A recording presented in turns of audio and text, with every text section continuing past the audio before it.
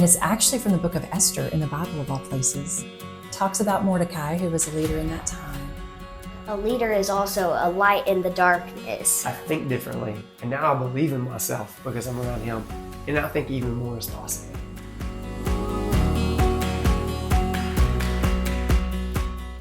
Welcome to Leading Lubbock, the podcast where we spotlight the voices shaping our city and beyond. Each week, we dive into conversations with leaders who are making an impact, whether it's in business, community service, or personal growth. Today, we're excited to sit down with someone who's not only a respected leader in the real estate world, but also plays a vital role in supporting and guiding fellow agents at the Lubbock Association of Realtors. Jacky Howard, owner of JHoward Realty. Jacky's story is one of passion, dedication, and servant leadership. Whether he's working alongside clients at JHoward Realty, mentoring fellow realtors, or making a difference within the Lubbock Association of Realtors, his commitment to leading by example shines through. We're going to explore his journey, hear about the lessons he's learned along the way, and dig into what it means to lead with humility and purpose. This is Leading Lubbock.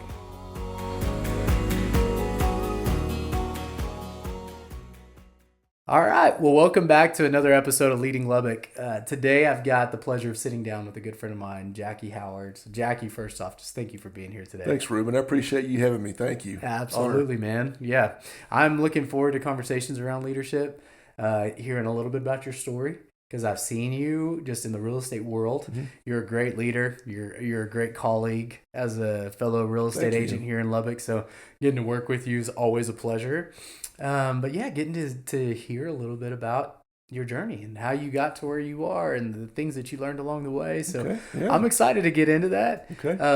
Got to watch you lead in the real estate world, but also in the association level. Yeah, which is really neat. I didn't know you did as much as you did behind the scenes for realtors here in Lubbock. So kind of scary sometimes, but yeah. Well, on behalf of all agents here in Lubbock, I just want to say thank you because you do a lot of work. You really do. I appreciate you saying that. Absolutely, man. Well, let's jump into leadership. Looking forward to you growing in leadership also. I get to sit by your side a little bit over there. So that's... you'll learn the right things. Don't learn.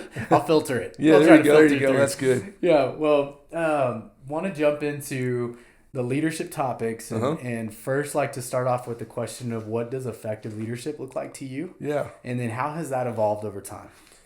How has it evolved for me or just in general?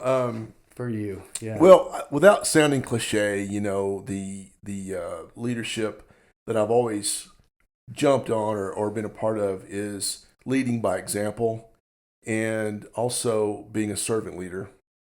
My dad was a doer and not very much of a talker. We always, and at the house when I talk to my kids, less talking, more doing, So if I say, I want you to do this, talking to my son or my daughter, I want you to do this, or if I'm delegating, I'm going to jump in there with them. For example, I work with my son a lot when he mows. He does his yard business, and I can't sit in the truck and just watch him do it. I'm going to go out there and help him. So as being an effective leader, you can't just tell people what you know, how to do it. You can't just delegate. There's some level of that you need to let go of. You need to let go of things. But you also need to be a servant leader, and you have to roll up your sleeves. You have to dig in there. For a good example would be a restaurant. Go back and wash the dishes. You're the owner of the restaurant. Go back and wash the dishes. Go clean a table. Talk to some customers. Don't just sit in the office and tell everybody what to do. You got to go out and you got to do it. And I think in the long run, people will follow that because, if he's doing it or if she's doing it and they expect that of me, then I guess I better do it, And if I don't do that as a leader, I feel like I'm just, I think there's a difference between a boss and a leader, I can tell you all day long, go out and do this and go out and do that, take the trash out. But until you see me do it, I think it's ineffective. As a servant leader, you're putting other people first. There's a graphic I've seen, and I can't remember where I've seen it, where you see people are climbing up the mountain, and you've got the leader. You've got one depiction of a leader, forging forward, and they're on the top of the mountain. They conquered the mountain, and all the other people are struggling to get up. But then you see another caption where the leader is pushing people up and helping people get up there. And you got 4 or 5 people up there, and all of a sudden the whole team's up there, and the leader's the last one to get up there, and they're all excited that they conquered the mountain as a team, as a group. So that's kind of the vision I see, how I see that. I know it's somewhat cliche, but I don't know what else to do. I don't know how else to put it and how else to do it. Yeah. So what do you think that from looking at the perspective of the follower, the person that you're leading, what change do you think is happening in them when you go from a leader who is leading by dictatorship, maybe for lack of a better word, but just demand, maybe just telling, versus the leader who's leading by doing? What do you think that changes inside of a follower in terms of how they want to contribute to whatever I think that's a key motivation. There's motivation and incentivization. You incentivize somebody, you can say, I'll pay you $100 to do this. But to motivate them, when my wife and I, we did some multi-level marketing back earlier. Okay. And you can't motivate people to do multi-level marketing. You've got to show them. And it was very, very hard. I learned a lot from that. But what I learned was to motivate people to do some things, you really have to show them how it works. And sometimes that still doesn't work. They want it, but are they willing to do what you've done to get there? Or is your team willing to do what you've done to get where you are today? Get your broker's license, study hard, take care of all the financials and do all the things that you need to do to get here. Are they willing to do that? Some people are, some people aren't. So when you ask about followers, some people will follow you if you motivate them and incentivize them in the correct way. You got to push their buttons because no two people are alike. Yeah. Some people just won't. They're going to refuse to. They're going to push back. They're not going to want to do it, no matter how much you can show them, no matter how much you incentivize them, no matter what you do. You're going to have a little bit of pushback. But I found when you really are, trying to be an equal with someone, not over them, but trying to be an equal with them and trying to just, in the book that we're going to talk about, Zig Ziglar talks about the biggest, greatest part of success is helping others be successful. So that aspect of it is what you shoot for. You may motivate differently, so you may follow me differently. I got to figure what that is. I got to figure out what that is, and then I got to work on that. Okay. And if I don't see that, if I'm not trying to figure out how to get my team in the right way because everyone's different, if I'm not willing to do that, then I'm not going to be a very effective leader. And then it goes back to, well, you know what? I told you to do it this way. Do it this way. Now go do. And not everybody receives that like that. So you're going to have pushback. You're not going to have everyone that follows you. And some people, they want that. They have the mindset that I just want to be told what to do. I'll do it and be left alone. You got to figure that out. I think as a business owner, you know that very well. Yeah. So what I'm hearing is more of an adapting to an individual or a team and figuring out what is the need of the team. Do they need more of a push? Do they need more of a side by side, or do they need more of hey, come on, let's do this thing, in directive? So everybody's different. So you just got to figure out what motivates them and pursue that. Okay, awesome. Has that evolved? Like this idea of that for you? For Did me, you it has. lead in a different way beforehand, like earlier on? I think so because if you've got kids, so you understand what I'm saying. That I've got two different people that live in my house that are motivated differently, and if I tell one of them to do the same thing, I want to get pushback. So I have to deal with them separately. As in leadership. As I was the president of LAR, we had a team and we all had to work together. We had secretary treasurer and we had, of course, our AE Cade. We had to work alongside him, and you just have to, it's not one person just, whipping the whip on the sled. It's like we all have to grab the reins and do it together, and we all have to go. And we've had, I was not the president during COVID, so things were a lot different. We had to do things differently. But I think it evolved for me going through the process of being LAR president and in that whole transition, those few years, and having kids, because, my daughter is the oldest, and I could tell her to do something. But as my son started growing up, those things I told him didn't work the same way I told my daughter. Yep. you know, and it's age, it's difference in age, and it's boys respond differently to dads than girls respond to dads, and boys respond differently to moms, their mom, than they do, you know. Mm-hmm. So it's just a difference. You just have to adapt. Yeah. And I think that I'm not saying that I got better at it. I think I'm understanding that. You know, I learned something that my wife and I took a marriage class when we first got married. And the biggest thing I got out of that is that we can communicate all day long. But the thought is I have to understand that she may not hear me, or she may not understand what I said the way I said it, you know, or vice versa. For example, she would say, "Can you take the trash out?" In my mind, that's you take it out whenever you are leisurely able to. Sure. Next week, you know, whenever. What she said is the trash is full, and I would like for you to take it out now. It's ready. It's ready. So, you know, those are the things that I think it just comes with age and wisdom and understanding that you just got to get better every day. I'm 60 years old, Ruben. I've got to get better every day. I've got to treat people better every day. I've got to treat people better than me, regardless whether they thank me when I let them in on the loop or if they cut me off. Yeah. Or whatever they do. I've got to get better. So that way I can treat people better. Man, I love that. There's a couple of things that I'm hearing in that. One, I can relate. Got 4 kids. Yeah. And knowing that they're not all responding in the same way to the same kind of, you know, leadership or discipline or whatever it is. Like, they just react so uniquely. Yeah. And so there's that piece of it and having to navigate it.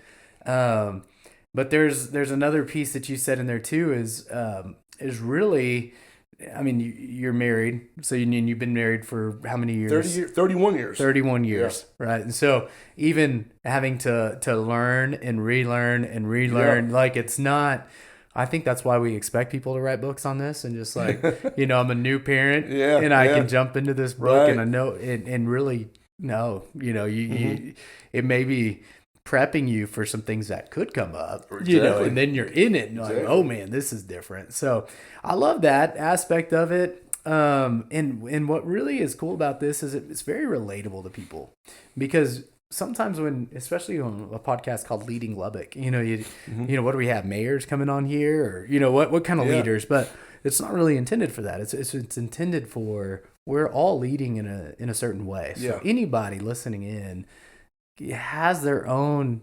world and circle of leadership. Exactly. And parenting is huge, it is right? huge. Or relationships with whether it's a spouse or just a significant other that, you know, you're not married.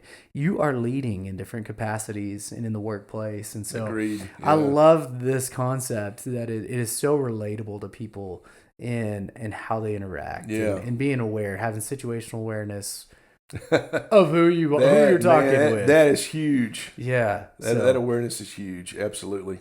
Well, man, thank you for that. Want to get into some specific ways that you embody leadership. So any kind of habits that you do, or what do regular rhythms look like for you? I tell you, and this is going to be a little off of what you just asked me, but it'll get there. Trust me, I'll get the boat there soon. So it was an evolution for me because I'm a talker and I like to talk.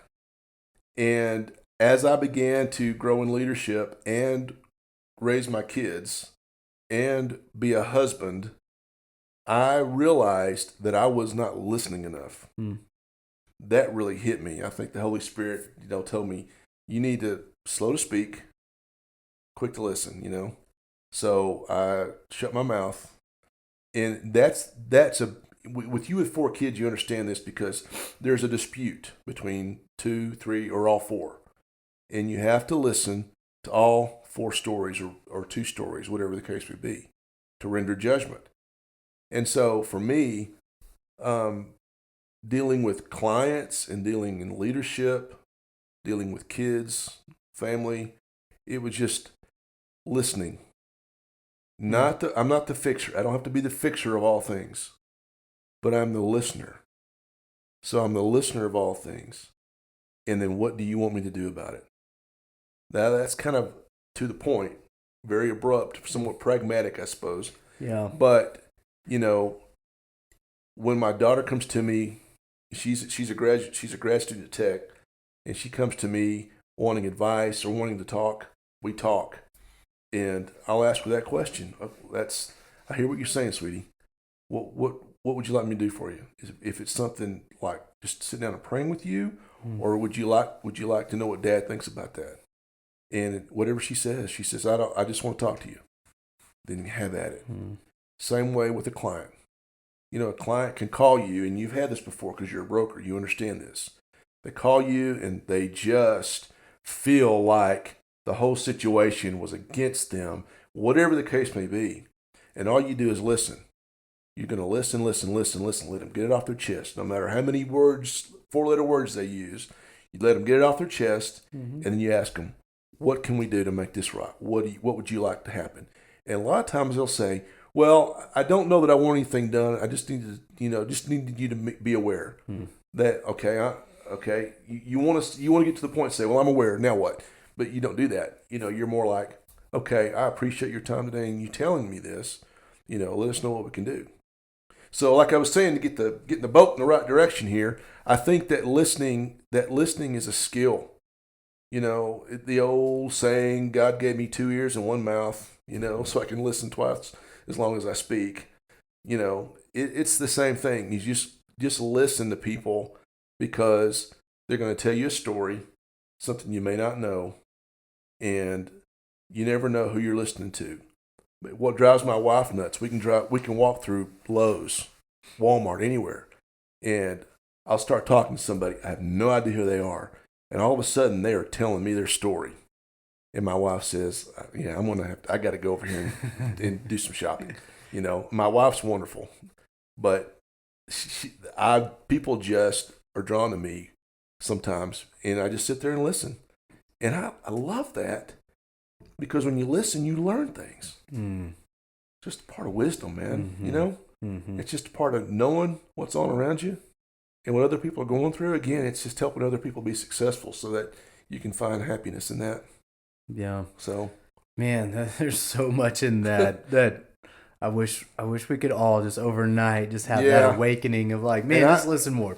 I still need to learn. I still need to do better at it. That's something that, because there are times when you get full of passion and excitement that someone's talking and you just want to break in and you want to say something, but you know, you need to tap the brakes, let them finish their, you know, whatever they need to do. Yeah. And I'm wondering, because as you were talking about your daughter and this idea of listening, not jumping in and saying, or I guess waiting until she's done and say, okay, what would you like Dad to help you with? Yeah. What do you want me to do? I know I'm guilty of this, and I'm sure it's probably just a human characteristic too, is like we're just ready to make assumptions. Like, they're telling me this because they are, or they want, fill in the blank.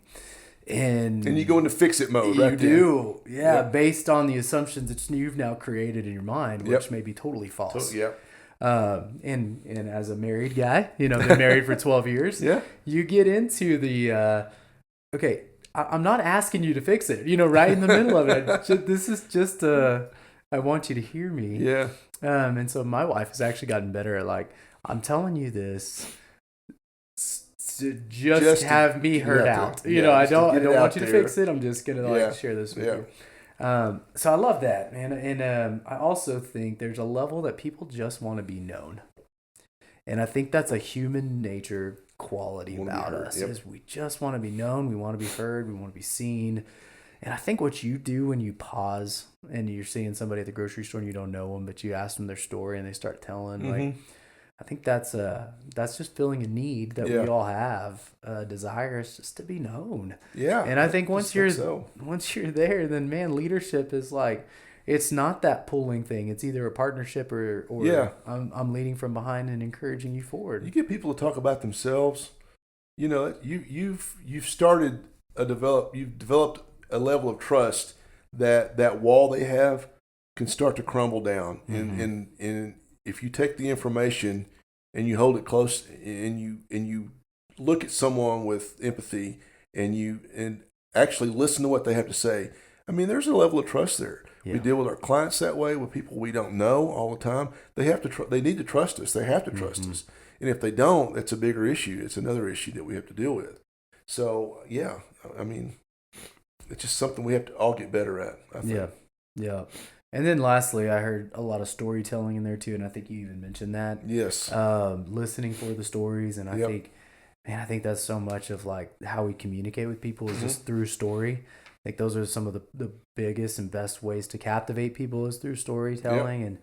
And how can you know stories if you don't stop and listen to the story play out, right? So just love the way that you've connected all of those things. But man, if there's something I would encourage people to grab onto, and what we've already just talked about, is just pause, just listen, and allow somebody to be heard. So much can happen from that, whether you're negotiating or just comforting. Yeah. I mean, it's a key skill. So, that's it. I love that. All right. So is there a pivotal moment in your career life that's had a major impact on you? It could be at any point along the way. You know, I thought about that when you sent me that question, and I put a lot of thought to that. And I can give you, I call them waypoints. You know, things that it's like a landmark. You stop, and then it's a stop in time when you look at as you're going to your destination. And you know, I won't go through the details. I didn't have the best childhood. It was fine. You know, it was just not typical, or maybe it was. But I think there were things that came along the way. You know, certainly when I came to know Jesus as my Savior, when I got married, my kids, my career. You know, those things that as things progressed, you know, as I made decisions to do certain things, that was it was a waypoint, and it changed, or it pivoted my destination. And, you know, so to answer your question, I don't know that there's any one thing, but I always look and see, I always want there to be, like next week, maybe there's going to be something else that's going to make me sharper. You know, like Stephen Covey says, sharpen the saw. You know, something that'll just take some more of the edge off of me and make me better, make me wiser. So I really don't have a story, Ruben, to share with you, other than just those things. You know, coming to Christ, getting married, having kids. Those were really in that order. Yeah, in that order is probably the most important. You know, I tell you, I'll be completely honest with you. My life was a mess until I came to Christ. It was a mess. At what point along your journey was that? How old were you? I was 26. Okay. Yeah, I was going to tech. I finished tech, and I was working professionally in the food business, and I was working as a musician. I was working a lot as a musician. By that time, I was probably playing 5-6 nights a week. Wow. You know, I was playing a lot. Wow. But I was depressed, man. I would go out. I can remember going out to my car during set breaks and just being totally depressed, you know. And then you know, through a buddy of mine from high school, you know, this is the abridged version. He took me to church, and that was it. It changed. Wow. Things were different. And then within 6 months, I met my wife, and then from there, it just kind of got the direction I had. God had different doors for me. It opened up. So, yeah. Man, that's incredible. Yeah. And I like that because I think sometimes, there are key moments in our lives, and some people may answer this question along the lines of like, this thing happened. I was put in this position, or this difficulty took place, and it was transformative. And I kind of envisioned that as like a light switch, right? Like something changed, and it changed the light. And when the light comes on, the bugs go away. It's right. Oh, that's good. That's good. Yeah. You know, they go into the dark. They go away. Yeah. But what I also hear is like sometimes it's more of a dimmer switch. You're still doing the same thing. Yeah. But it may not happen all at the same time, and it's these little things along the way. Which it's a process. I would say it's probably most of our experience. Is there are the waypoints along the way, and you said that, and I pictured this old timey map that had a straight line and then a dot and then another straight line. You know, and I think that is our life, right? Yeah. That's our journey. Yeah. So I love hearing snippets of that, and even that faith is important to you and has been so fundamental, even in who you are as probably somebody who leads, who is a coworker, as a dad, so many things changed from that moment. So kudos to your friend to really take initiative there. So Yeah, that's awesome, yeah. man. Is there a lesson that you've learned along your journey that you wish you would have known a little bit earlier in life? I think I think possibly a lesson. I think that I could have done better. So what I did is when I got into leadership, and when I started to get into leadership with LAR, I saw some of the guys that were hired that was before me, and they were doing really well. But I saw what it did to their business, and I saw how they managed their time between LAR and business and then family. I didn't really see family so much because that's the personal thing. But what I saw I saw a couple of these guys that it was all day every day, and I saw their business really suffer from that. And so I as a sole breadwinner of my home at the time, because we had two small kids when I started in the leadership. I needed to maintain business. In fact, I needed business to be better. So you talk about faith. Woo. But what I learned is to take is to and I am not, I will say this, I am not by personality an organized person. I'm boom, boom, boom, flat the seat of your pants and just go, go, go. But what I learned is that I've got to be intentional with every second. So if I'm going to do LAR stuff, I take my LAR box out and I put it on my desk and open it up, do what I need to do, stop, put the lid back on it, set it over here, pull up my real estate, work on that, boom, boom, boom, boom, boom, boom, and then stop and then spend time with family, spend time with God, whatever it is. So I had to be very, very intentional on every one of those. And so I knew I had to do that better than some of the other guys I saw because, I don't know what their finances were. It didn't really matter, but I knew what mine were. Yeah. And I did not have the bandwidth to slip at all. I had to continue to keep going the direction I was going in the business world. But to be an effective leader, I needed to give my time at that moment. So I set up a lot of blocking, and I started doing. And when you ask, I probably wished I'd have done this more. I wished I'd have gotten better earlier at doing this. But it came, and I'm still working on it. But it came. So block, schedule, and when this particular time is done, when a conference is done, I'm done. I need to move on. And that's kind of the way I am in committees. At some point, we can't keep talking about this. Yeah. We got to cut bait and we got to move, And so there's that part of me that kind of kicks in and says, okay, it's time to move on. And so in the committees can be a drain on you. They really can. So, but I say all that to say that I think that I've gotten better, and what's made me better is to managing my time. Yeah. And there's a book called The One Thing, and I don't know if you've read that. Yeah, I haven't read it, but I have heard it. Yeah.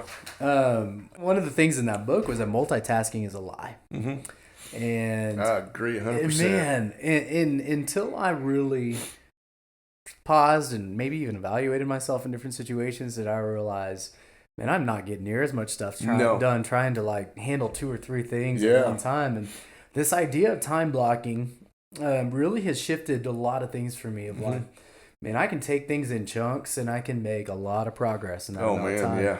And then it intertwines with this concept of Bob Goff is a really great speaker, author. He's actually was on the podcast, and one of the things he talks about is be where your feet are. And just be all in. That's a great way to look at that. Yeah. If we're right here and we're having this conversation, let's be right here and have this conversation. Yeah. And then move on to the next thing. And I think we get more out of it. We're able to contribute more to it, whatever it is that we're in.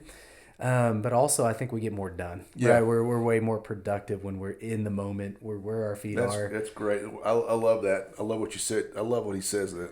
Be where your feet are. That's fantastic. Yeah, and you get home, right? Yeah. And you're there. Yeah. Yes, real estate's Very unique thing It because the is. phone's going to ring at night and on the weekends, and yet I still think there's the ways to manage the time of Absolutely. setting expectations Yeah. of, hey, I'm gonna step out for a little bit. Very key. Yeah. I'm gonna go work, Yeah. and I'm gonna come out of my office, and then when I'm here, I'm gonna be here. I'm gonna set the phone away for a little bit and be all here, and I'll come back to that. So, yeah, I love that, and I too wish that I had learned that earlier along the way. Because Let me ask you this, Ruben. Yeah. When you're on vacation, how does vacation work for you? Do you are you there? Are you on vacation, or is your feet there, or do you feel like, you know what? If I made a couple of calls, I can really enjoy this day. Yeah. If I checked in with this seller, or I checked in with this buyer, or if I go online real quick and send a couple of houses out to a couple of people, I really feel like I can vacate. Yeah.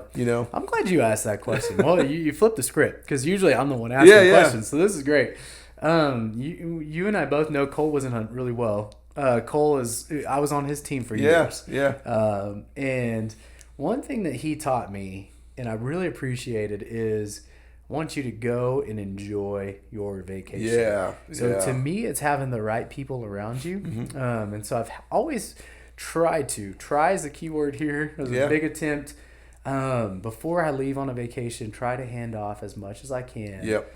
And I would say the last 2 to 3 vacations that I've been on, about 95% of the time I am vacating. Like I really am enjoying the time because of the prep work to get to that point. Now, phone calls still happen. That's the keys of prep, yeah. Yeah, absolutely. Phone calls will still happen. Leads will still, hopefully always come in. Right. Whether or not you're in Lubbock or you're on a plane to San Diego. But, again, it's that I'm going to go take an hour of time real quick just to catch up on everything, make sure everything's good, put out any fires that need to be had. Yeah. So I've been fortunate that I had some leadership in that of what it looks like to really be all in with family. Good. And then my business partner is Tanner Dean. Yeah. And he is so great at just making sure that that's allowed for me as well. Right. I know you're going on this trip. What needs to happen? So that's perfect, man. That's awesome. yeah. So what about you? Because I want to hear, because I know that's up until I started my own company, I didn't vacation very well. I didn't vacate at all, really. And I would get up. Of course, I'm an early riser. I would get up and I would go down, and I would, wherever we're staying, I'd go down the lobby or the coffee shop, and I'd grab my laptop. And, if it was, I'd spend a little time, in prayer and maybe some meditation, and I'd check email. Yeah. Or I would, if it was, Monday through Thursday or Friday, I would make a few phone calls, check in with a few sellers, make sure everything's good, I'm not missing anything. Lubbock's not falling apart. The big black hole of doom isn't engulfed Lubbock. It's not happening. Yeah. But as I transitioned the last couple of years into owning my own company, back to blocks, man. I hit all in prep, blocks and prep. So I block all this time in prep, and if I hit these goals, primarily prospecting, sending out letters, making sure that my sellers are well notified what I'm doing, up to that day, then I have a better vacation. And last year was the first year that I probably didn't crack my laptop open for 2 or 3 days. Wow. I thought that was good. Now, 2 or 3 days, I was gone 10. That's but impressive. 2 or 3 days in a row, Yeah. and occasionally I would open my phone up and check a few emails, make sure nothing was going on, and so it's getting better. It is getting better, but blocking time and prepping is been a key for me.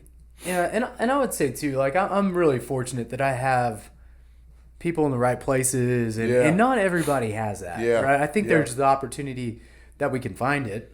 I think it's there. But I also think it's realistic too that sometimes we go on vacation and we're going to have to get into work mode a little bit. Yeah. And I love, one practice that I try to do regularly is just wake up.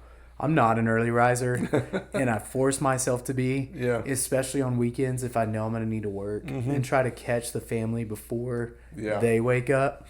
So I think that's a key thing for business leaders or just people in general. If you've got to work and you're with families, just don't even let them know you're working. Yeah. Try to find that space. And they're all asleep. I'm going to go work for a little. It's a sacrifice for sure. It is. May not be a vacation in terms of like, I'm going to get all the rest in the world, but yet I think there's this idea of when I'm vacationing, I want to be with them. Yeah. If it's a weekend, I really want to be with them. I want to see my kids. It's like, I hope my kids don't say like, man, Dad just worked really hard. He was a hard worker all the time. He had his laptop out and he was answering questions. Like, I want them to say, he was all in. He was there for us all the time. If he was working, he was all in. Yeah. If he was at home, he was all in. You know, so like that. I love it. And so there's that point, but I think also setting expectations when you're going on vacation with a spouse or with kids. Yeah, like, absolutely. Hey, from this time to this time every day, I'm probably going to go down to the business center, and just knock out some emails for an hour, and then I'm going to come back. And I think that helps. They understand that. Yeah. 100%. Yeah. So thanks for asking that question. I think. Yeah, man. I just always like to ask that to business owners and other realtors that have been in business long enough to really experience that, because that's something we struggle with. It is. It is. It's a tough one. It is. Well, let's hop into the book. Okay. Because you had a book by Zig Ziglar. I did. And I'm excited to get into it. And Better Than Good, man. I love that book. I didn't mean to interrupt you because you were gonna. I'm going where you're. Okay. I was going to ask where you're answering already. Go for it. I just, he starts off with, when someone asks you how you're doing, man, I'm better than good. And Zig has been, I've been in sales all my life, so I've read as many things I can with Zig, and it's all pretty much the same. He uses a lot of just good common sense, hard work, biblical principles. He and Jim Rohn were just outstanding authors and speakers. They were old school before there was anybody else, before there was a Tony Robbins, or is that his name? Mm-hmm. I don't listen to him much. But before all these guys, there was these two guys. Of course, Zig to me just really spoke to me. But this book was one of my favorites, and I've read it and I've listened to it a couple of times. So I really dug into it. But he talks about passion. What's your passion? Because we'll pursue what our passion is, and we'll be in that about passion. But it goes back to what you said a while ago. You're all in on something. Mm-hmm. What are you all in on? Mm-hmm. And at that moment, whatever your passion is, if you're pursuing that, then it's possible that you'll be successful at it. Man, yeah. Now, a lot of us, our pursuits aren't necessarily the best direction we should go. So you need to reevaluate that. But he talks a lot about mindset, positive mental attitude. I mean, it's just all the basics, the foundation of anything you really want to hear. Yeah. It's not anything magical. It's not anything just earth shattering like, I didn't know that. That's brand new revelation. It's not. It's perseverance. It's passion. It's being professional, doing and it boils down to what Zig says a lot of times is helping others be successful is where you find success. Yeah. That's the key. So this idea of service, of elevating somebody else, and you two are probably going to be elevated in the process. Exactly. It'll come back to you. It will. Yeah. It will come back to you if you help somebody be successful. And so when I help somebody at LAR, when I spend all this time on MLS and all this time answering phone calls with people that want to talk about, well, how do you do this? Mm-hmm. And how does this work? And I spend more time than I probably should away from my business, but I'm helping them. I mean, all of a sudden somebody will call and say, hey, man, I've been thinking about listing my house. I want to talk to you. Or, my wife and I, we drove around. We want to see this house and maybe put an offer on it. Yep. Things like that happen. And you know that as well as I do. Yep. And I'm telling you, man, I'm not helping people to be blessed. I don't tithe to be blessed. I tithe and help people to be obedient and to help other people to be better and to do what they do. And I get the fruit. Yeah, yeah, absolutely. So, man, I do feel like too. This is just historically for me when something's on my heart and God's trying to tell me something, He repeats it over and over and over again. Yeah, and I love that about just different seasons of my life. And pursuit of passion right now is one that has been on my mind a lot. And I'm glad you brought that up. And I'm excited to hop into the book because I haven't read this, so yeah, I'm really excited about it. But and the audiobook's good because Zig narrates it. Oh, cool. So the audiobook's really even good. Better. Yeah. That's awesome. Well, this idea of, you're going to be really good at whatever you chase that you have passion Exactly. behind. Yeah. And I don't know that a lot of people really explore trying to find what their passion is. Yeah. And maybe just like settle into like, this is just the rhythm and this is it. Yeah.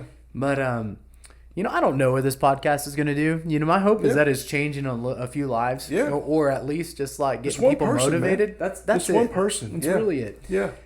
And I'm finding some of the most passion in doing this. Like, I just get excited about the conversations I get to have and even modifying the setup. I mean, you're doing this. Yeah, this is great, man. And who knows? Who knows what comes of it? But yeah. And I hope that people just find those little things on the side of life too. Of like maybe I'm I don't know. I'm an electrician.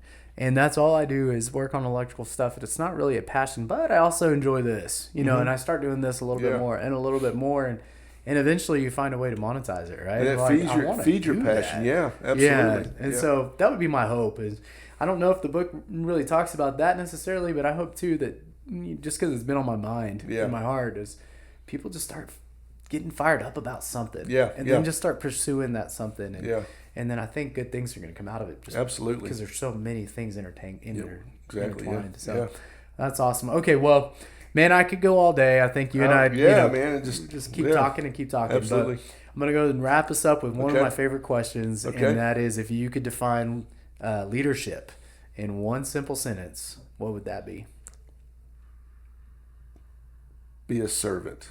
Don't be afraid to roll your sleeves up and work alongside everybody. Awesome. Be a servant. Get dirty. Get dirty. Get in there with them. Yep. Yeah. It's probably a lot of fun too. I think so. I think when you actually get to partner up with somebody who you're leading and walking alongside. Yeah, and they're just they're amazed at, some people that will do that. You read all the great leaders through time, whether it's Henry Ford, Lee Iacocca, I talk about cars. I mean, they get on the line.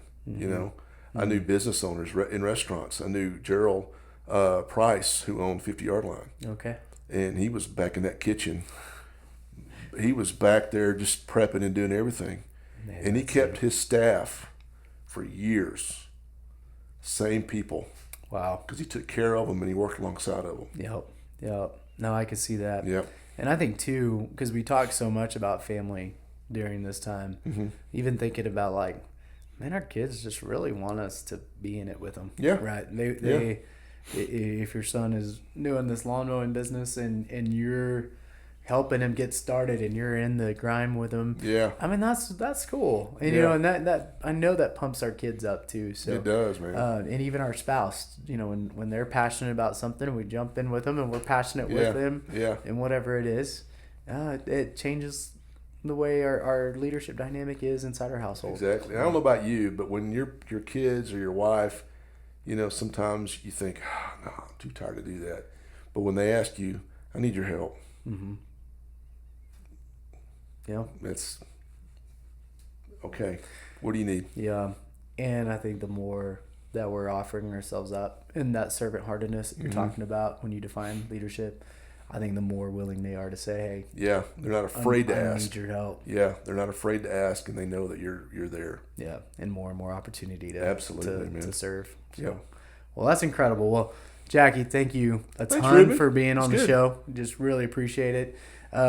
Great conversation, and looking forward to getting this out to everybody, and really just honored to get to walk by your side in real estate and at the association level. Likewise, it's been a joy. And even KPA, our kids, we're at KPA together, and I got to watch you be on the board there. So, man, you've been leading me in different capacities for years. Yeah, I need to get you on that. Yeah, man. You make a huge difference. Did a great job. Well, thanks so much, man, and I appreciate your time today. And thanks, Ruben. Looking forward to catching up again soon. Absolutely. Thank you.